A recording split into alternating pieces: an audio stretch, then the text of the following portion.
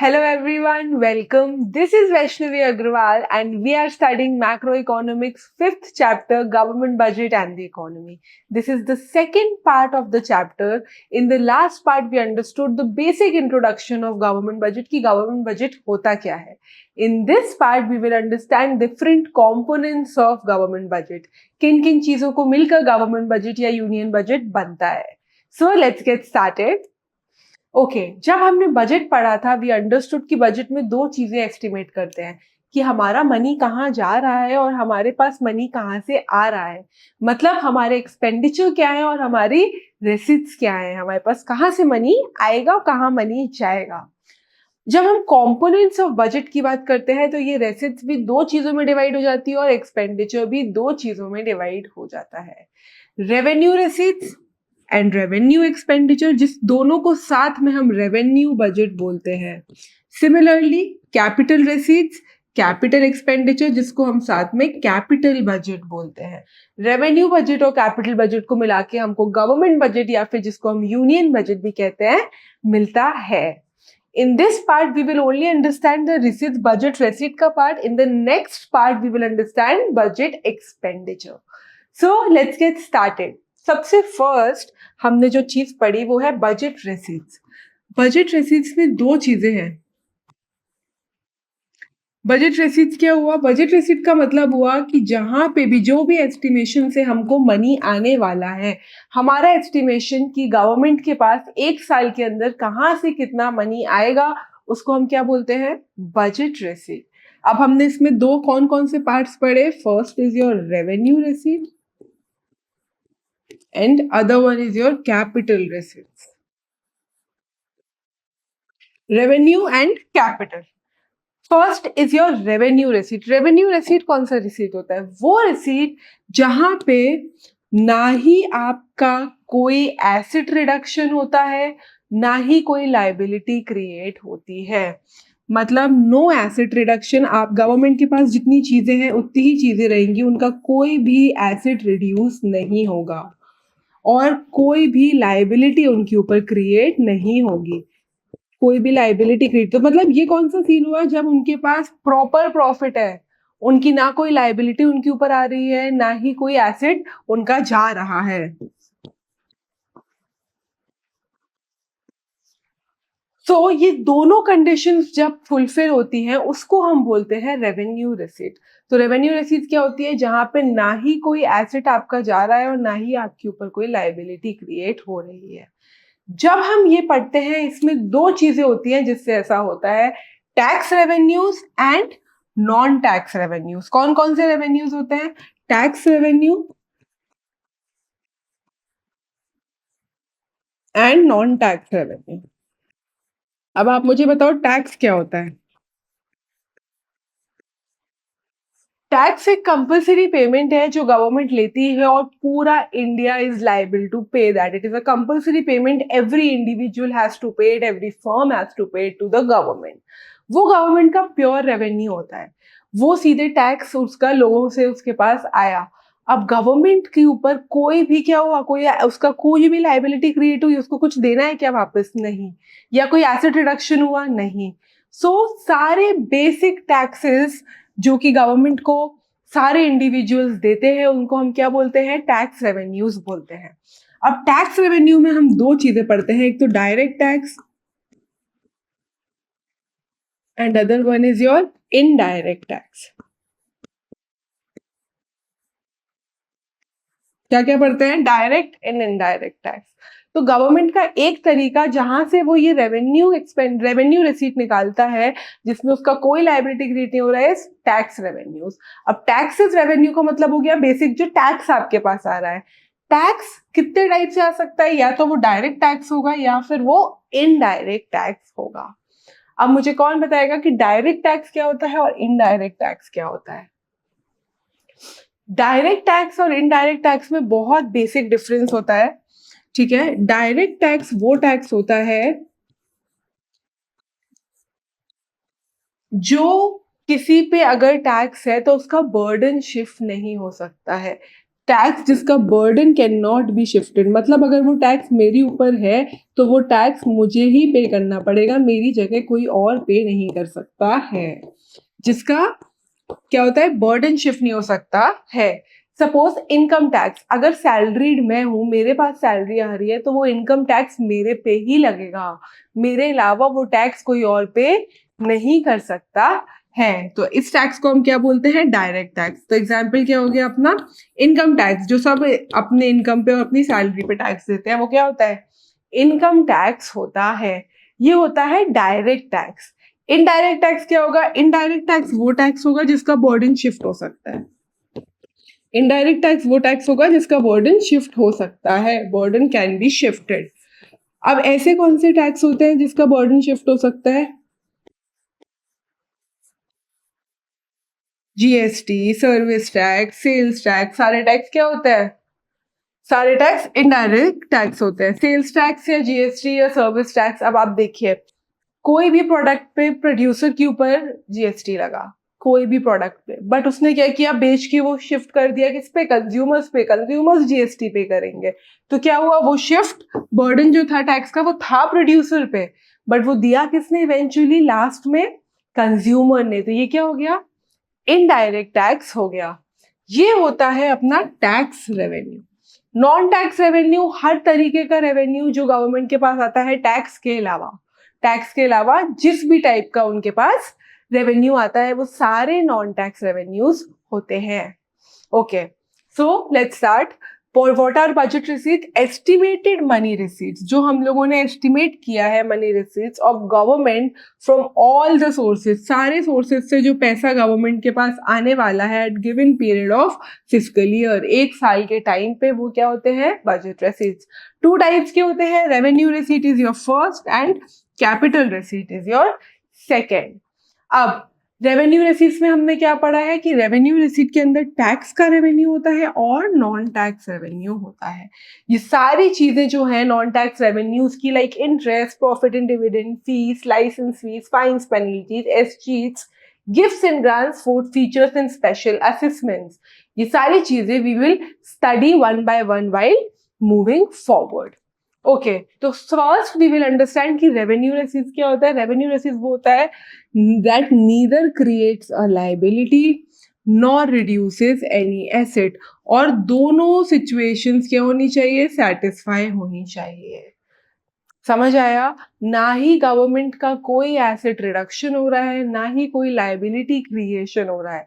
अगर ये दोनों सिचुएशंस फुलफिल हो रही हैं तो वो कौन सा हुआ, रेवेन्यू रिसीट हुआ। कोई डाउट, अब रेवेन्यू रिसीट, जैसे कि the revenue receipt must not create a liability for the government. For example, taxes levied bye the government, however any amount borrowed by the government is not a revenue receipt as it causes an increase in liability. Okay, जैसे ही कोई tax आया, वो tax क्या हो गया, direct हो गया, उसमें कोई भी लाइबिलिटी रिडक्शन या लाइबिलिटी क्रिएशन या फिर एसेट रिडक्शन नहीं हुआ, तो वो क्या हो गया, revenue receipt. The revenue receipt must not cause any decrease in asset, asset भी कोई कम नहीं होना चाहिए।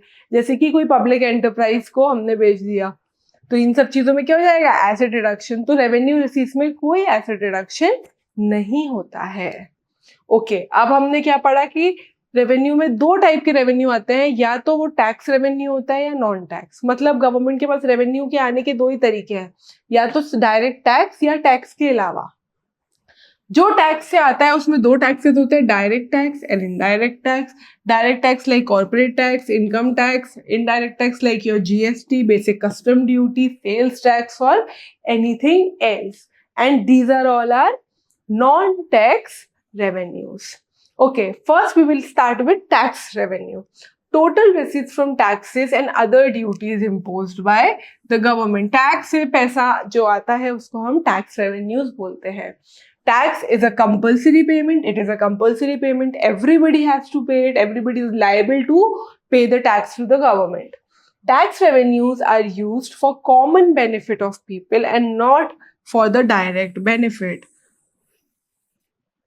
टैक्स हम अगर पे कर रहे हैं तो हम ये एक्सपेक्ट नहीं कर सकते कि हमें उससे डायरेक्ट प्रॉफिट होगा। वो हमेशा पब्लिक वेलफेयर के लिए ही यूज होता है, but one on one individual profit के लिए यूज नहीं होता है। दो टाइप के टैक्सेस पढ़े हमने, direct tax and indirect tax. Direct tax क्या होता है? Taxes that are imposed on the property और income of individual and company, their burden can not be shifted. अगर मेरे पे वो टैक्स लगा है तो वो टैक्स मुझे ही पे करना पड़ेगा।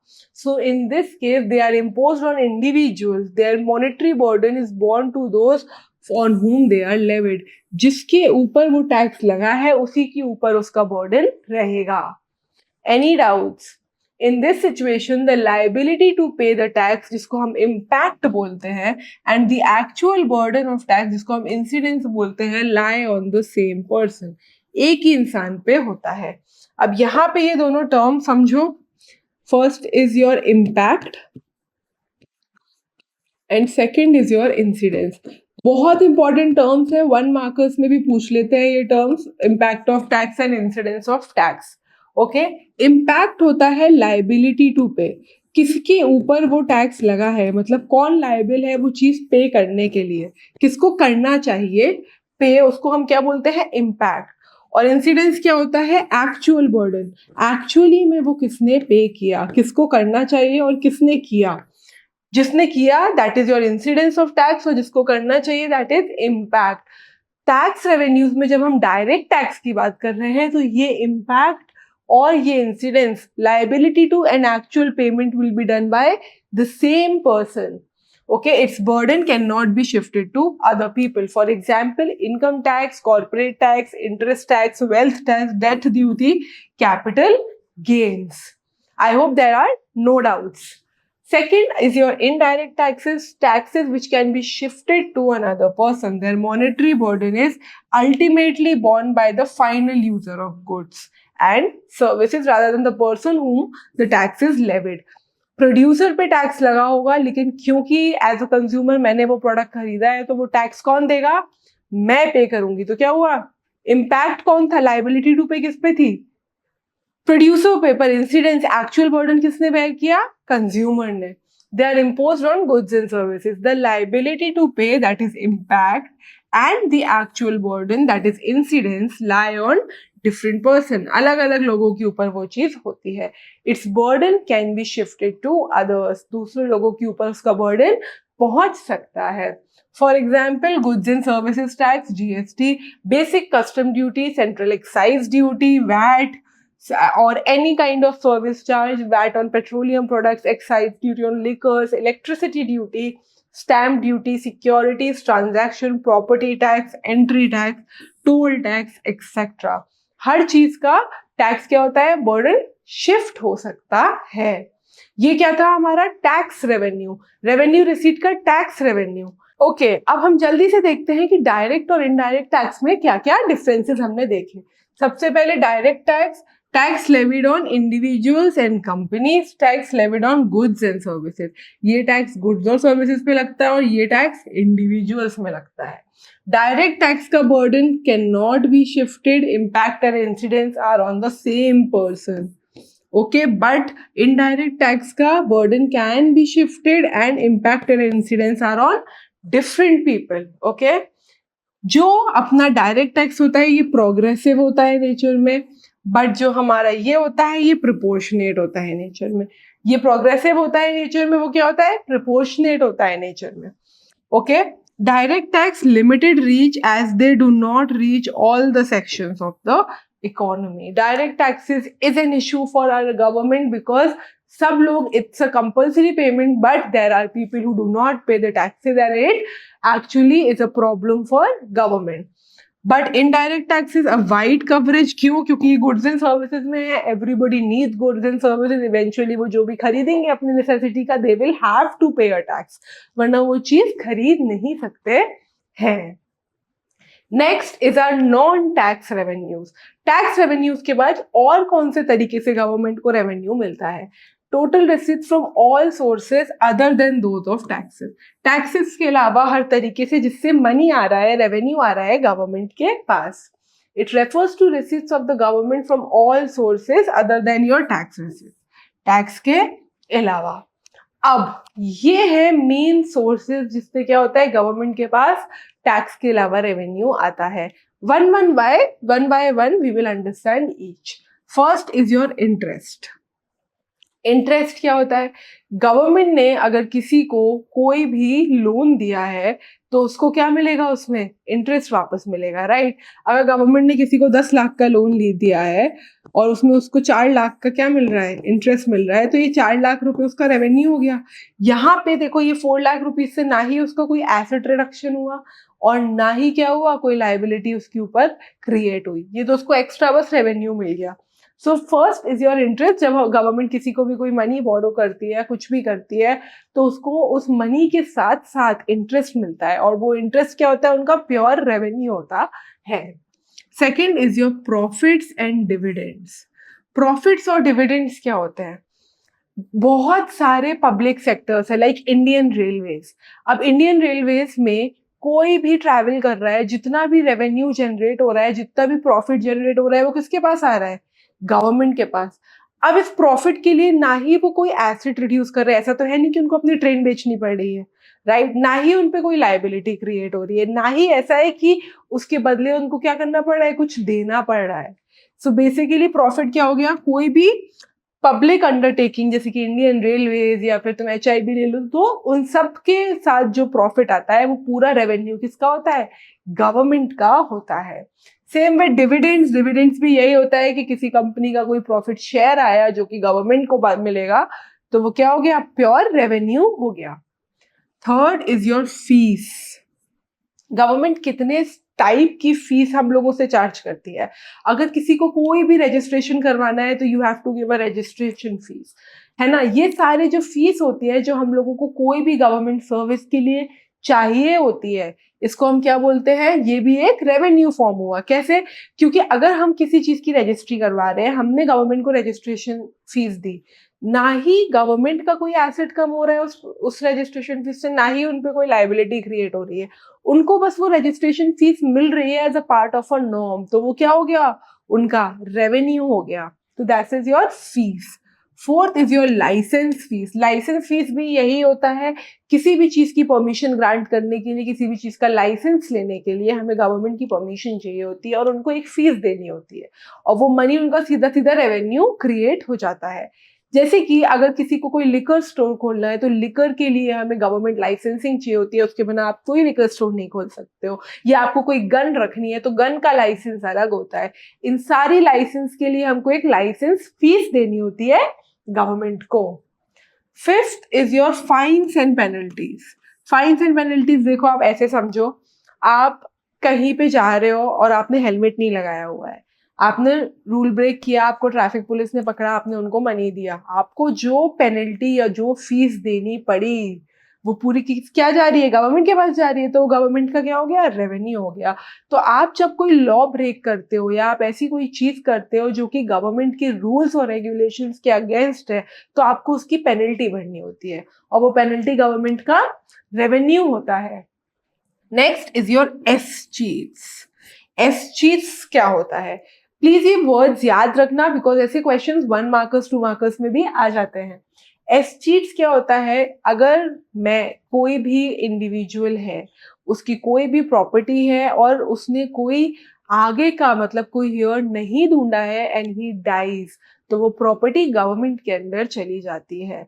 अगर कोई भी नेक्स्ट अकोमोडेटर नहीं है किसी भी एक ऐसी प्रॉपर्टी का या किसी भी ऐसे एक एसेट का जिसका जो भी लास्ट प्रोपराइटर था वो चला गया और ही डाइज, तो वो पूरी प्रॉपर्टी किसके अंडर चली जाती है? गवर्नमेंट के अंडर चली जाती है। और दिस इज द वे क्या हुआ? फिर से उनका रेवेन्यू क्रिएट हो गया। Next is your gifts and grants.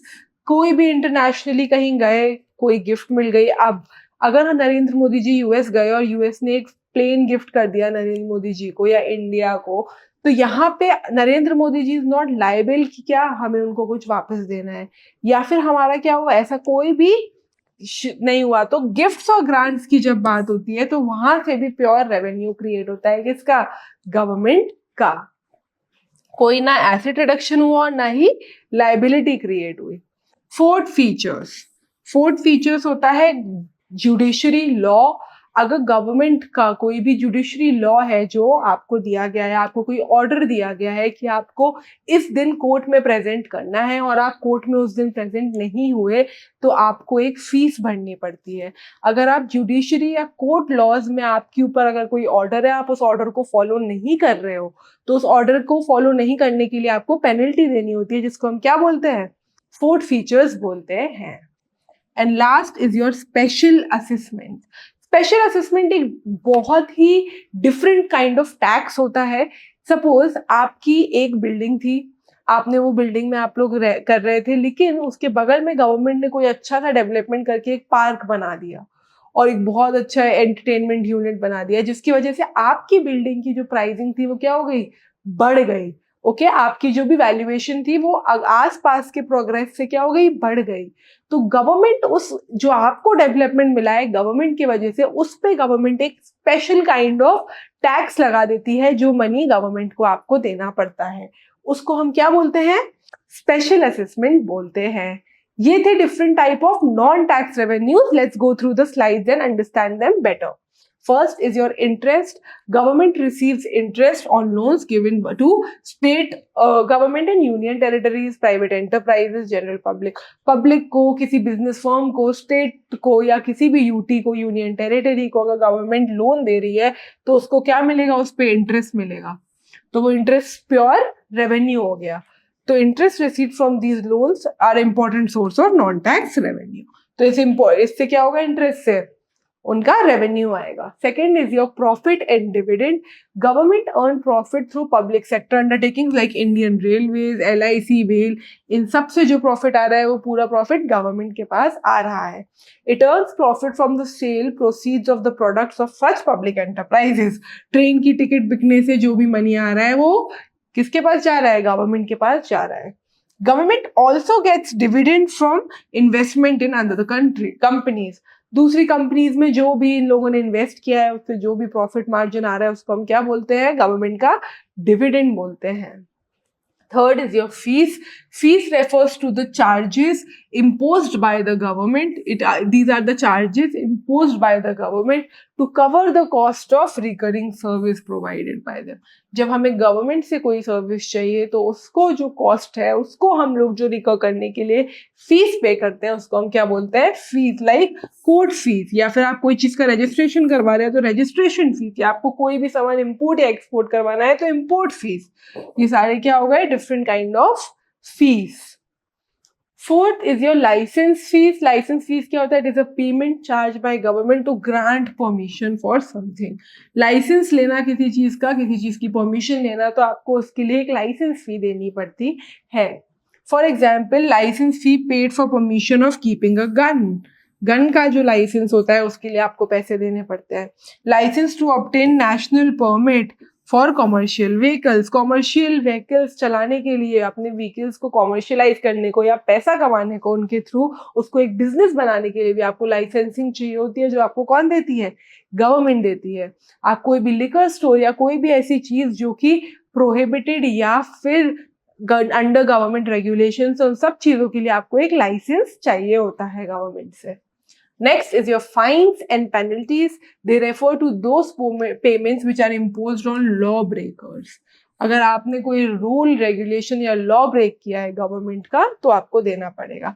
Fine for jumping a red light. आपने रेड लाइट बंक किया, आपको किसी ने देख लिया, रेड लाइट बंक करने में आपको जो पेनल्टी देनी पड़ी वो क्या हो जाएगी? गवर्नमेंट के पास जाएगी। Penalty for non payment of tax. Tax नहीं पे करोगे तो उसके ऊपर भी आपको एक पेनल्टी देनी पड़ती है। Next is your escheats. It refers to the claim of the government. Government ने claim किया on the property of a person, एक किसी भी इंसान की property who dies without leaving behind any legal heir or a will. कोई will या कोई legal heir छोड़ने के अलावा अगर he goes or he dies तो जो भी property होती है it comes under government. Government claims it as their own. तो ये क्या हो गया? उनका revenue. इसको हम क्या बोलते हैं? escheats. Gifts and grants. Government receives gifts and grants from foreign governments. different governments हमें अलग अलग gifts और grants देती हैं और international organizations भी देती हैं, जिससे हमारा revenue create होता है। Fourth features, these are in form of penalties which are imposed by the court. ये जुडिशरी लगाती है for non-compliance of the order or non-fulfillment of the contract. कि उस गवर्नमेंट आपके ऊपर जुडिशरी ने कोई ऑर्डर लगाया, आपने वो कवर कंप्लीट नहीं किया, तो आपको क्या करना पड़ेगा, पेनल्टी पे करनी पड़ेगी. Last is your special assessment. It refers to the payment made by owner of those properties whose value has been appreciated due to the development activities of government. For example, if a value of a property near metro station has increased, अगर आपकी property के पास क्या हो गया है, metro station बन गया है जिससे आपकी वैल्यूएशन बढ़ गई, then a part of development expenditure is recovered. तो जो भी उस डेवलपमेंट का एक्सपेंडिचर है उसके अकॉर्डिंग आपके ऊपर एक टैक्स लेवी कर दिया जाएगा, और क्यों, वो एक्सपेंडिचर रिकवर करने को from owner such as property in the form of special assessment. एक स्पेशल असेसमेंट के वे में क्या किया जाएगा, आपके ऊपर एक टैक्स लगा दिया जाएगा जिससे वो एक्सपेंडिचर गवर्नमेंट कवर करेगी. ये था आपका रेवेन्यू रिसीट, जिसके अंदर आपने टैक्स रेवेन्यू और नॉन टैक्स रेवेन्यूज पढ़े. Let's see the differences and understand them better.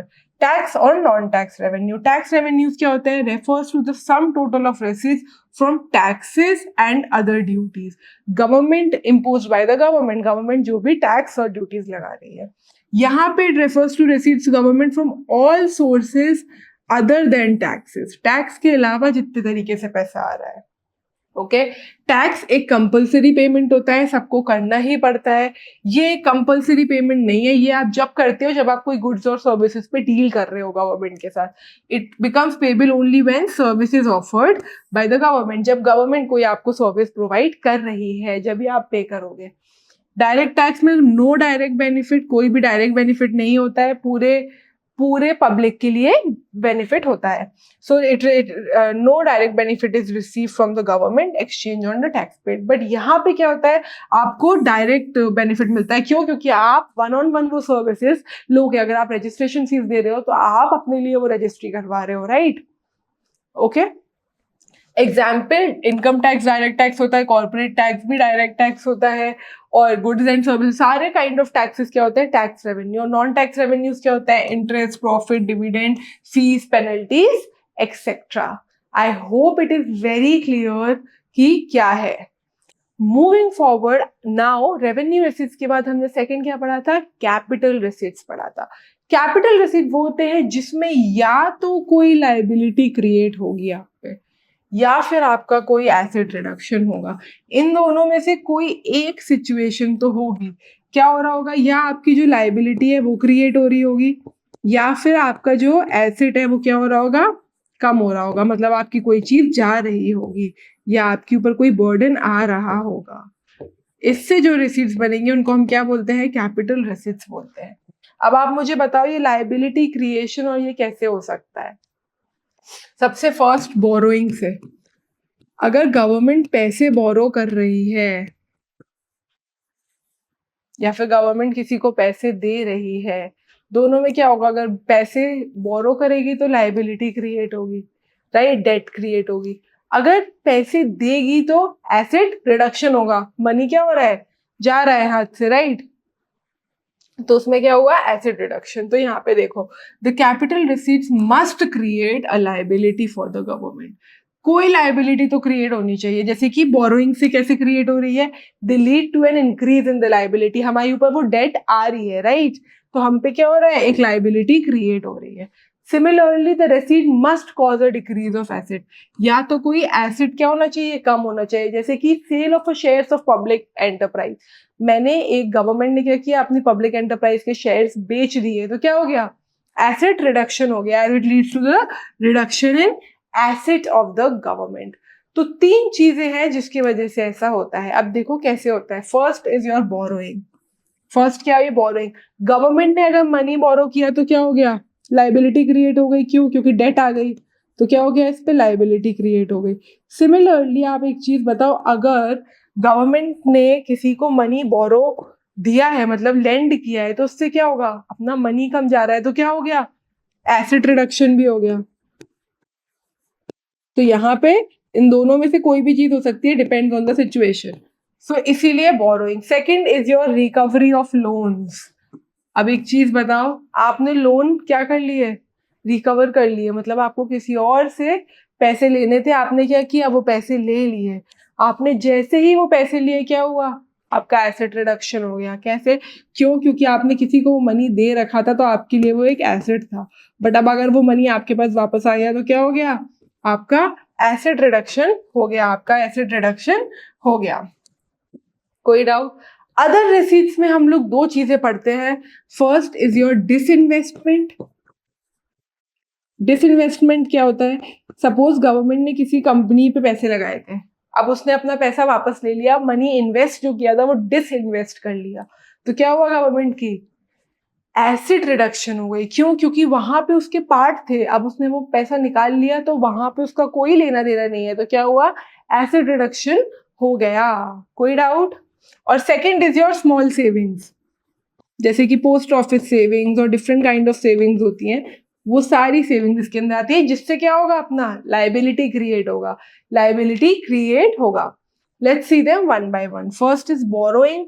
Borrowings are the funds raised by government to meet excess expenditure. Borrowing क्या होते हैं, जो हमें अपने एक्स्ट्रा एक्सपेंडिचर के लिए लोगों से बोरो करना पड़ता है मनी. ओके, अब गवर्नमेंट किस किस से बोरो करती है, पब्लिक से बोरो करती है, that is open market. Reserve bank of India, central bank, RBI से बोरो करती है. डिफरेंट फॉरेन गवर्नमेंट से बोरो करती है, लाइक इंग्लैंड से या यूएस से हमने लोन ले लिया. डिफरेंट इंटरनेशनल इंस्टीट्यूशन से बोरो करती है, like international monetary fund, IMF से हमने बोरो कर लिया, वर्ल्ड बैंक से बोरो कर लिया. तो पब्लिक से भी लेती है, आरबीआई से भी लेती है, डिफरेंट गवर्नमेंट से भी लेती है, डिफरेंट इंटरनेशनल इंस्टीट्यूट से भी ले सकती है. ये सारा मनी गवर्नमेंट क्या करती है, बोरो करती है. Second is your recovery of loans. Government grants various loan to state government. बहुत सारे लोन देती है वो स्टेट गवर्नमेंट और यूनियन टेरिटरीज को. Recovery of such loan is a capital receipt. जैसे ही गवर्नमेंट ये पैसे लेगी वापस, क्या होगा, उसका एसेट रिड्यूस हो जाएगा. जो भी उन्होंने लोन दिया हुआ था उसका वापस लेने से क्या होगा, एसेट रिडक्शन हो जाएगा, और तुरंत ही क्या हो गया, ये कैपिटल रिसीट हो गया. Next is your other receipt में फर्स्ट चीज हम क्या पढ़ते हैं, disinvestment. It refers to the act of selling a part और the whole of share of selected public undertaking held by the government. Government ने क्या किया, अपनी किसी भी चीज से अपना मनी डिसइन्वेस्ट कर दिया, जिससे क्या हो गया, एसेट रिडक्शन हो गया. Second is your small savings. It refers to the funds raised from public in the form of post office deposit, national saving certificate, किसान विकास पत्र. किसी भी टाइप के फंड्स जो कि रेज हो रहे हैं किस चीज से, ऐसी किसी सेविंग से. इसमें एक्चुअली प्रॉब्लम क्या आ रही है कि हम पर गवर्नमेंट पे एक लाइबिलिटी क्रिएट हो रही है. ये था आपका capital receipts and revenue receipt, budget receipt वाला side. Let's see the difference between capital and revenue receipt. Revenue क्या होता है, they neither create any liability nor reduces any asset. ना ही कोई एसेट कम हो रहा है, ना ही कोई लाइबिलिटी क्रिएट हो रही है, दोनों सिचुएशंस परफेक्ट जा रही है. यहाँ पे ईदर क्रिएट एन लाइबिलिटी और रिड्यूस एन एसेट, या तो एसेट रिडक्शन होगा या तो कोई लाइबिलिटी क्रिएट होगी. Okay, revenue receipt they are regular and recurring in nature. अब जैसे कि टैक्स है या किसी भी टाइप की फीस है, ये रेगुलर है, ये एक सर्किल है जो कि आपको हमेशा चलाना ही पड़ेगा. ये इरेग्युलर और नॉन रिकरिंग होते हैं नेचर में. कैपिटल रिसीट्स गवर्नमेंट हमेशा बोरो नहीं करती है, गवर्नमेंट हमेशा डिसइन्वेस्ट नहीं करती, राइट. तो ये क्या होता है, it depends on situation, it is situational based, but ये एक ऐसी चीज है जो कि कॉन्टिन्यूसली अपने इकोनॉमी में चलती रहेगी. There is no future obligation of any amount of return. जब यहाँ कोई लाइबिलिटी क्रिएट नहीं हो रही है तो एनीवे यहाँ पे कोई ऑब्लिगेशन नहीं है. अगर आपने टैक्स पे किया तो यहाँ government is not obligated to pay you back, right. But in this case capital receipts like borrowing, there is a future obligation. ठीक है, कि आपको क्या करना पड़ेगा, आपको उसके साथ साथ इंटरेस्ट भी पे करना पड़ेगा to return the amount with along with the interest. आपको अमाउंट और इंटरेस्ट रिटर्न करने का ऑब्लिगेशन है अगर आप बोरो कर रहे हो तो, राइट. ठीक है, फॉर एग्जाम्पल टैक्स रेवेन्यूज में आता है income tax, GST, non tax revenue में इंटरेस्ट एंड फीस, और यहाँ पे borrowing, disinvestment etcetera. I hope it is very clear. जल्दी से रिवाइज करते हैं आज हमने क्या क्या पढ़ा. आज हम लोगों ने स्टार्ट किया components of budget. Government budget के दो कंपोनेंट्स होते हैं, रेसिट और एक्सपेंडिचर। आज के पार्ट में हमने रेसिट कवर किया है। बजट रेसिट्स में दो रेसिट्स होते हैं, रेवेन्यू रेसिट्स एंड कैपिटल रेसिट। रेवेन्यू रेसिट जो रेसिट्स होते हैं वो डायरेक्ट रेवेन्यू जो गवर्नमेंट के पास आता है, जिसमें आपके ऊपर ना ही कोई लायबिलिटी क्रिएट हो रही है, ना ही कोई एसेट रिडक्शन हो रहा है। दो टाइप के होते हैं ये, tax revenues and non tax revenues. Tax revenues जो कि आप बेसिकली आपके पास गवर्नमेंट के पास जो टैक्स आता है, डायरेक्ट हो या इनडायरेक्ट टैक्स, उसको बोलते हैं। Non tax revenues other than taxes जितने भी टाइप से, like your interest, fines, fees, gift, forfeiture, special assessment, all these forms are non tax revenues. Moving forward होता है कैपिटल रिसिट, जिसमें either it creates a liability on you और it reduces your asset. कोई एक condition होती है, या asset reduction या लायबिलिटी क्रिएशन। और ये जो होता है इसमें आप तीन चीजें पढ़ते हो। एक तो ये बोरोइंग से होता है, क्यों? क्योंकि बोरोइंग में तो ऑफकोर्स क्रिएट होगी आपके ऊपर लायबिलिटी। उसके अलावा डिसइन्वेस्टमेंट होता है, स्मॉल सेविंग्स होती हैं, जैसे कि डिसइन्वेस्ट में अगर गवर्नमेंट ने डिसइन्वेस्ट कर दिया, और रिकवरी ऑफ लोन्स होता है। इन दोनों से मिलकर हमारा बजट रेसिट का पार्ट पड़ता है। I hope it is very clear. Let's move to the assessments and see what all we have covered today. Question number first, what is the primary source of revenue receipt of the government? Revenue का सबसे primary source क्या होता है? Taxes. Borrowing? No. Taxes, yes. Disinvestment? No. External grant? No. So your answer would be B, taxes. Question number second, which of the following is an example of capital receipt? Capital receipt का कौन सा example है? Capital receipt कौन से होते हैं? या तो asset reduction या liability creation. Tax revenue? No. Tax revenue से होता है क्या? नहीं, टैक्स रेवेन्यू तो डायरेक्ट आता है, उसमें कोई भी लायबिलिटी क्रिएट या एसेट रिडक्शन नहीं हो रहा है। इंटरेस्ट रिसीट्स होता है क्या? इंटरेस्ट क्या होता है? नॉन टैक्स रेवेन्यू होता है, डायरेक्ट पैसे आते हैं उनके पास, तो नहीं। डिसइन्वेस्टमेंट होता है? यस, डिसइन्वेस्टमेंट अगर गवर्नमेंट कहीं कर रही है तो उसका एसेट रिडक्शन हो रहा है। डिविडेंड रिसीट, डिविडेंड क्या होता है? जब गवर्नमेंट के पास कोई पैसे आते हैं किसी फर्म से, अब वो डायरेक्ट प्रॉफिट आ रहा है। प्रॉफिट क्या होता है? रेवेन्यू होता है, तो ये भी नहीं होगा, इस पे भी उनके ऊपर कोई कैपिटल रेसिट, कोई भी लायबिलिटी नहीं क्रिएट हो रही है। So your answer would be C, disinvestment proceeds. Question number third, which of the following is a non tax revenue receipt? Non tax बताना है। इनकम टैक्स डायरेक्ट टैक्स होता है, तो ये क्या हो गया? Tax revenue receipt. Excise duty indirect tax होता है, तो ये भी क्या हो गया? Tax revenue. Interest on loans, हमें लोन में जो इंटरेस्ट मिल रहा है वो क्या हो गया? नॉन टैक्स रेवेन्यू हो गया। Import duty again indirect tax, तो ये भी क्या हो गया? रॉन्ग। तो your answer would be C, interest on loans. Okay, this was all for today. I hope you understood it. Thank you so much.